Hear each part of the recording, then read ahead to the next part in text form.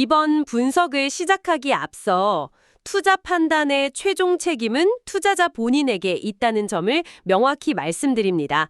저희는 단순 참고용 정보나 분석을 제공할 뿐 특정 종목이나 섹터에 대해 매수나 매도를 절대 추천하는 것이 아닙니다. 청 기자께서 보내주신 팔란티어 관련 자료들을 오늘 좀 깊게 파헤쳐 보려고 합니다. 이 자료들을 쭉 읽어보니까 이 회사는 정말 보통이 아니구나 싶더라고요. 그렇죠. 뭔가 좀 독특하죠. 네, 특히 그 CEO 알렉스 카프가 직접 언급했다는 대목이 있었는데 회사의 운명을 그냥 통째로 바꾼 가장 급진적인 결정. 여기서 눈을 뗄 수가 없었습니다. 맞습니다. 그래서 오늘은 바로 이 결정이 대체 무엇이었고 이게 어떻게 지금의 팔란티어를 만들었는지 그 속을 한번 제대로 들여다보겠습니다. 네, 그 급진적인 결정이라는 표현이 사실 전혀 과장이 아니에요. 어떻게 보면 그 결정 하나가 팔란티어라는 회사의 DNA, 그러니까 정체성, 문화, 심지어 기술 개발 방향까지 다 정해버렸다고 볼 수 있거든요. 단순한 비즈니스 모델이 아니었군요. 그렇죠. 거의 철학에 가까웠습니다. 그래서 오늘 이 시간에는 그 결정의 본질부터 시작해서요. 이게 어떻게 정부 사업으로 이어지고 또 상업시장으로 확장되고 심지어 월스트리트랑은 왜 그렇게 싸웠는지 좀 입체적으로 파헤쳐 보겠습니다. 좋습니다. 보통 이런 혁신적인 선언 같은 것들은 그냥 마케팅 구호로 끝나는 경우가 많잖아요. 네, 대부분 그렇죠. 근데 자료를 보니까 팔란티어는 이걸 정말로 계약서에 넣고 비즈니스에 그냥 뿌리로 삼았더라고요. 그 가장 급진적인 결정이라는 거 정확히 어떤 내용이었습니까? 핵심은 딱 두 문장으로 요약이 돼요. 첫째, 우리가 모든 위험을 흡수한다. 모든 위험을요? 네. 그리고 둘째, 실제 가치가 창출된 이후, 즉 하류에서만 보수를 받는다. 이겁니다. 하류에서만 받는다. 네. 이 원칙이 이제 팔란티어의 초기 핵심 고객들이었던 FBI나 CIA, 미특수작전사령부 같은 곳들이 있잖아요. 네네, 정부기관들이요. 바로 그 기관들과의 계약에서부터 시작된 거예요. 당시 업계 상식을 그냥 완전히 뒤엎는 제안이었죠. 잠깐만요. 모든 위험을 자기들이 다 떠안고 돈은 나중에 성공하면 받겠다. 이건 뭐랄까 사업적으로 보면 거의 자살 행위 아닌가요? 맞습니다. 특히 자본도 별로 없는 초창기 기업한테는요. 이걸 어떻게 감당할 수 있었던 거죠? 바로 그 지점 때문에 이게 급진적이라고 불리는 겁니다. 대부분의 다른 기업용 소프트웨어 회사들은요. 완전히 정반대로 하거든요. 일단 돈부터 받고 시작하는. 그렇죠. 예를 들어서 어떤 대기업이 복잡한 ERP 시스템을 도입한다고 한번 생각해 보세요. 네. 소프트웨어 회사는 수백억 원에 달하는 엄청난 초기 라이센스 비용, 컨설팅 비용 이걸 먼저 싹 청구합니다. 그렇죠. 일단 받고 시작하죠. 네. 그리고 그 시스템이 실제로 효율성을 높여주는지 직원들이 제대로 쓰는지 이런 건 사실상 고객 책임으로 그냥 떠넘기죠. 이게 바로 자료에서 말하는 기생적인 패러시틱 모델의 전용입니다. 고객이 성공하던 말든 회사는 이미 돈을 벌었으니까요. 그렇게 비교를 해주시니까 차이가 확 느껴지네요. 팔란티어는 그 위험 부담을 전부 자기들이 지겠다고 선언한 거군요. 위험을 흡수한다는 게 구체적으로 어느 수준까지를 의미하는 건가요? 이게 그냥 단순한 버그 수정이나 기술 지원 이런 수준을 아득히 뛰어넘습니다. 예를 들어 전쟁이 한창인 아프가니스탄의 미군 기지를 한번 상상해 보세요. 네. 아주 극한의 환경이겠네요. 그렇죠. 팔란티어의 소프트웨어는 바로 그곳에서 실시간으로 적의 동태를 분석하고 아군에게 가장 안전한 경로를 알려줘야 합니다. 만약에 잘못되면? 맞아요. 만약 이 소프트웨어가 그 극한의 환경에서 다운되거나 잘못된 정보를 준다.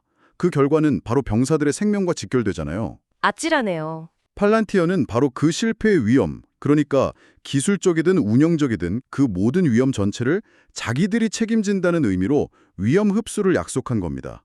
우리 제품이 당신들 임무 성공에 기여 못하면 그 책임은 100% 우리한테 있다. 이렇게 말하는 거랑 똑같죠. 와, 고객 입장에서는 정말 믿음이 갈 수밖에 없는 제안이네요. 신뢰가 그냥 쌓이겠는데요. 그렇죠. 그럼 하류 보상 모델이라는 것도 결국 같은 철학의 연장선상에 있는 거군요. 정확합니다. 그 하류 보상이라는 게 수익 구조를 통해서 그 신뢰를 완성시키는 장치인 셈이에요. 아하. 팔란티어는 고객을 기술적으로 종속시키는 흔히 말하는 럭인 전략을 안 씁니다. 네. 대신에 자기들 기술을 통해서 고객이 정말 명확한 성과를 얻었을 때 예를 들면 수천억 원 비용을 절감했다거나 아니면 테러리스트를 잡는데 결정적인 정보를 제공했다거나 네네. 바로 그 성공적인 결과물, 즉 하류 가치, 다운스트림 밸류에 비례해서 보상을 받는 구조인 거죠. 먼저 가치를 증명하고 돈은 나중에 받겠다. 네. 이건 뭐 엄청난 자신감의 표현이기도 하고 또 어떻게 보면 고객과 우리는 운명 공동체다. 이런 약속이기도 한 거죠. 듣고 보니 이 기이한 비즈니스 모델이 CIA나 특수부대처럼 정말 실패가 용납되지 않는 조직을 상대하면서 자연스럽게 만들어진 것 같다는 생각이 드네요. 맞습니다. 실리콘밸리의 그 빠르게 움직이고 실패하라 라는 문화와는 정반대로 여기는 절대 실패하면 안 된다는 그 절박함이 만든 결과물이네요. 바로 그거예요. 그 절박함, 그게 팔란티어의 초기 문화를 형성했습니다. 알렉스 카프가 공공연하게 이런 말을 했어요. 회사의 분기 실적보다 전장에 나간 군인의 생명이 비교할 수 없을 만큼 중요하다. 와, 이게 그냥 립 서비스가 아니고요. 어떤 대가를 치르더라도 현장에서 완벽하게 작동하는 최고의 제품을 만들어야 한다.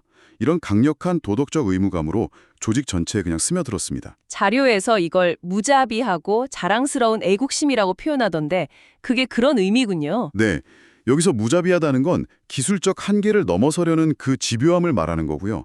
자랑스럽다는 건 국가의 가장 중요한 임무를 우리가 돕고 있다는 그 자부심을 의미하는 거죠. 알렉스 카프가 문화가 아침 식사로 모든 것을 먹어치운다고 말했다는 그 인용구도 굉장히 인상적이었습니다. 결국 이런 비기생적 문화가 없었다면 그 급진적인 비즈니스 모델도 버티지 못했을 거다. 이런 의미로 들리네요. 맞습니다. 비기생적이라는 단어 하나가 사실 팔란티오의 모든 걸 설명해줘요. 네. 고객의 성공에 그냥 빨대를 꽂아서 이익만 쏙 빼먹는 게 아니라 고객이 지불하는 비용을 초월하는 가치를 제공해서 함께 성장하는 선순환 구조를 만들겠다. 바로 그 의지죠. 최고의 인재들도 그런 사명감 때문에 모였겠군요. 그렇죠. 단순히 연봉 높은 개발자가 아니라 국가 안보에 기여하는 중요한 임무의 일부가 된다는 그 사명감을 주었으니까요. 그렇다면 이런 강력한 문화 그리고 임무 중심적인 경험이 실제 기술 개발에는 어떤 영향을 미쳤나요? 정부용으로 만든 제품이 나중에 상업용 제품에 아주 굳건한 기반이 되었다는 점이 굉장히 중요해 보입니다. 기술적인 파생 효과가 정말 엄청났습니다. 초기 핵심 제품이 팔란티어 고담, 줄여서 PG라고 부르는데요. 네, 고담. 이걸 개발하면서 팔란티어는 전 세계에 흩어져 있는 수십, 수백 가지 형태의 데이터를 실시간으로 통합하고 분석하는 아키텍처를 만들어야만 했어요. 아, 데이터 종류도 다 제각각이었겠네요? 그럼요. CIA의 비밀 정보, FBI의 수사 기록, 군의 위성 사진, 포맷도 다르고 보안 등급도 다 다른 데이터들을 말이죠. 이 과정에서 쌓은 데이터 통합 기술, 최고 수준의 보안 모델, 그리고 자연어 처리 기술과의 연동 경험 같은 것들이요. 네. 이게 훗날 상업용 제품의 심장이라고 할 수 있는 온톨로지의 토대가 됐습니다. 아, 온톨로지. 이 개념이 사실 조금 어렵게 들리는데요. 청취자분들을 위해서 조금 더 쉽게 비유를 들어주실 수 있을까요? 물론입니다. 온톨로지를 아주 쉽게 비유하자면요.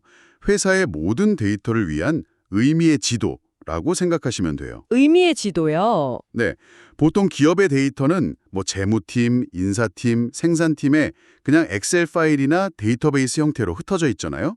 단순한 목록에 가깝죠. 그렇죠. 다 따로 놀죠. 근데 온톨로지는 이 흩어진 점들을 연결해서 의미를 부여하는 거예요. 예를 들면 A라는 직원은 B라는 프로젝트에 속해 있고 그 프로젝트는 C 공장에서 생산되는 D 제품과 관련이 있다. 이런 식으로 데이터 사이의 관계와 맥락을 전부 정의해 주는 겁니다. 아하, 관계를 설정해 주는 거군요. 네. 이 의미의 지도가 있어야 AI가 비로소 길을 잃지 않고 D 제품 생산에 차질이 생기면 우리 회사 전체 매출에 어떤 영향을 미칠까 같은 복잡한 질문에 답을 찾을 수 있게 되는 거죠. 와, 완벽한 비유네요. 고담을 만들면서 얻은 경험이 바로 이 지도를 그리는 핵심 기술이 된 겁니다. 결국 정부의 가장 까다로운 요구사항을 해결하기 위해서 개발했던 기술들이 나중에는 일반 기업의 복잡한 문제를 푸는 아주 강력한 무기가 된 셈이군요. 가이아나 프로젝트 메이븐 같은 다른 정비 프로젝트들도 비슷한 역할을 했겠고요. 그렇습니다. 특히 미 국방부의 AI 프로젝트였던 프로젝트 메이븐은 팔란티어의 기술이 현대전장의 패러다임을 바꿀 수 있다는 걸 증명한 아주 중요한 사례였어요. 네. 이런 혹독한 시험대를 거치면서 단련된 기술력과 또 그 비기생적 철학을 가지고 드디어 팔란티어는 상업시장으로 눈을 돌리게 됩니다. 바로 그 지점이 정말 궁금했습니다. 군인들의 생명을 구한다는 그런 절박함이 그런 문화를 만들었다는 건 이해가 가요. 네, 그런데 돈을 버는 게 목적인 일본 상업시장에서 그게 통했을까요? 보통 실리콘밸리는 완전 정반대로 움직이잖아요. 비기생적 철학을 그대로 유지하면서 어떻게 살아남았죠? 아주 예리한 질문이십니다. 그리고 그 질문에 대한 답이 팔란티어와 다른 실리콘밸리 기업들의 근본적인 차이를 보여줍니다. 어떤 차이가 있었나요? 자료에 나온 비교를 중심으로 보면요. 첫째, 목표가 다릅니다. 목표요? 네, 일반적인 실리콘밸리 기업의 목표는 고객 데이터를 활용해서 자사의 기업 가치, 즉 멀티플을 높이고 고객한테서 최대한의 수익, 레비뉴를 뽑아내는 겁니다. 그렇죠. 그러다 보면 고객은 그들 플랫폼에 종속된 그냥 하나의 상품, 커머디티가 되기 쉽죠. 반면에 팔란티어의 목표는 고객사가 가진 고유한 강점을 극대화해서 그 기업을 최고의 가장 특정한 버전으로 만들어주는 겁니다. 고객이 성공해야 우리도 성공한다. 이런 구조죠. 듣고 보니까 그들의 유일한 락인은 실력이라는 말이네요. 맞습니다. 하지만 기업 입장에서는 안정적인 예측이 중요한데 고객이 언제든 떠날 수 있다는 건 너무 불안하지 않나요? 이게 어떻게 지속 가능한 사업이 되는 거죠? 그래서 이제 두 번째 차이점인 락인 방식이 주류해지는 겁니다. 기존 모델은 기술적인 종속성이나 장기 계약으로 고객을 억지로 묶어두잖아요. 네, 그렇죠. 못 떠나게. 하지만 팔란티어는 오늘보다 내일 더 많은 가치를 제공하겠다는 약속 하나로 고객을 붙잡습니다. 물론 리스크가 크죠. 네. 하지만 역으로 생각하면 그 리스크 때문에 팔란티어는 단 하루도 안주할 수가 없는 거예요. 끊임없이 혁신하고 고객에게 더 큰 가치를 증명해야만 살아남을 수 있는 구조를 스스로 만든 겁니다. 와, 그게 지속 가능성을 만드는 역설적인 동력이 되는 거군요. 바로 그렇습니다. 영업 방식도 골프 접대 대신에 가치 증명을 앞세운다는 점이 참 흥미롭습니다. 결국 이 모든 철학이 상업용 제품인 파운드리나 AIP에도 그대로 녹아있겠군요. 맞습니다. 이 제품들은 그냥 예쁜 그래프 보여주는 그런 대시보드가 아니에요. 그럼 뭔가요? 기업의 복잡한 운영 과정 전체를 지휘하고 최적화하는 오케스트레이션 도구에 가깝습니다. 오케스트레이션? 네, 바로 이 오케스트레이션이 팔란티어가 보는 AI 혁명의 핵심입니다. 알렉스 카프는 챗GPT 같은 LLM, 그러니까 대규모 언어 모델 자체는 곧 누구나 쓸 수 있는 상품이 될 거라고 봐요. 상품화 될 것이다? 네, 진짜 차별점은 그 LLM을 기업의 고유한 데이터와 운영 시스템, 즉 아까 말씀드린 온톨로지와 어떻게 연결하고 조율해서 실제 문제를 해결하느냐에 달려있다는 거죠. 결국 팔란티어는 자신들이 그 오케스트라의 지휘자 역할을 가장 잘 할 수 있다고 보는 거군요. 그렇죠. 자료에 나오는 대행력과 특정성이라는 키워드도 이런 맥락에서 이해할 수 있겠네요. 정확합니다. AI 혁명은 단순히 기술을 수동적으로 도입하는 기업이 아니고요. AI를 활용해서 능동적으로 문제를 정의하고 해결책을 찾아내는 대행력을 가진 기업에게 보상을 할 겁니다. 네. 그리고 그 해결책은 모든 기업이 통용되는 그런 범용 솔루션이 아니라 각 기업이 처한 고유한 문제, 즉 특정성에 맞춰줘야만 효과가 있거든요. 아하. 당신 회사를 최고의 가장 특정한 버전으로 만들겠다는 팔란티어의 철학이 AI 시대의 핵심과 정확히 맞닿아 있는 셈입니다. 자, 이렇게 고객 중심적이고 가치 창출을 최소한으로 한다면 투자자들한테도 엄청 환영받았을 것 같은데요. 그럴 것 같죠? 네, 근데 이야기는 완전 정반대로 흘러갑니다. 월스트리트가 이 모델을 극도로 싫어했다는 대목은 정말 의외였어요. 그야말로 아이러니의 극치였죠. 월스트리트의 분석가들, 은행가들, 이 사람들이 이 비즈니스 모델을 전혀 이해하지 못했습니다. 왜요? 자료의 표현을 빌리자면 그냥 싫어하는 수준이 아니라 혐오했다고 합니다. 혐오요? 네, 그 사람들 시각에선 당연했어요. 선불 계약금도 없지, 고객을 묶어두는 장치도 없지. 그러니까 분기별 수익을 예측하는 게 거의 불가능에 가까웠으니까요. 예측 가능성이 없으니까. 네, 그래서 도대체 어떻게 돈을 버는 겁니까? 이 전통적인 질문에 팔란티어는 고객이 성공하면 우리도 번다 라는 그들 귀중에서는 뜬구름 잡는 소리만 하고 있었던 거죠. 단순히 예측이 어렵다는 이유만이었을까요? 아니면 기존의 그 수수료 기반 비즈니스 모델에 대한 정면 모전로 받아들여서 뭐랄까 일종의 텃세를 부린 측면도 있었을까요? 저는 후자의 측면이 매우 크다고 봅니다. 팔란티어의 모델은 월스트리트의 비즈니스 방식 자체를 부정하는 것처럼 보였을 거예요. 그래서 대부분의 대형 투자은행들이 팔란티어의 기업 공개, 즉 IPO 주관을 거부했습니다.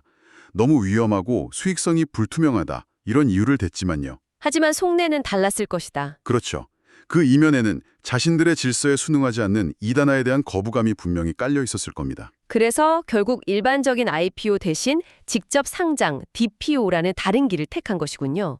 여기에도 알렉스 카프의 그 고집스러운 철학이 담겨 있었다고요? 네, DPO 결정이 그냥 차선책이 아니었어요. 어떤 의미였죠? 알렉스 카프는 전통적인 IPO 과정에서 발생하는 그 막대한 수수료를 월스트리트 은행가들 주머니에 채워주기 싫었던 거예요. 하하. 그는 그 혜택이 기관 투자자가 아니라 회사의 가치를 진정으로 믿고 투자하는 개인 투자자들에게 돌아가야 한다고 믿었습니다. 와. 비즈니스 모델이 실리콘밸리 관행에 도전했듯이 상장 방식마저도 금융시장의 기득권 구조에 정면으로 맞선 거죠. 정말 대단하네요.